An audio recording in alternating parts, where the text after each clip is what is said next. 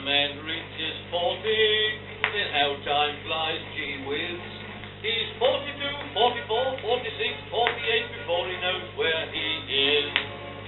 Then when he reaches 50, he has his jubilee.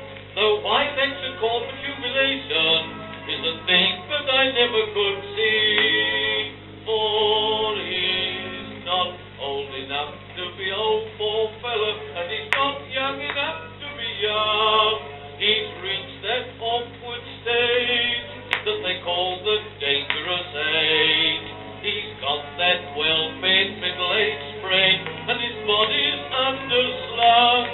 And when he tries to Charleston home, his heart says yes, but his chassis says no, 'cause he's not old enough to be old, poor fella, and he's not young enough to be young.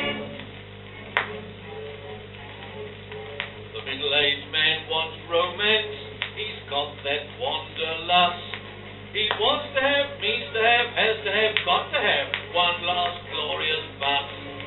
He feels the flames of passion burning within his breast, but just as he goes to kiss the housemaid, the Thermogene falls off his chest.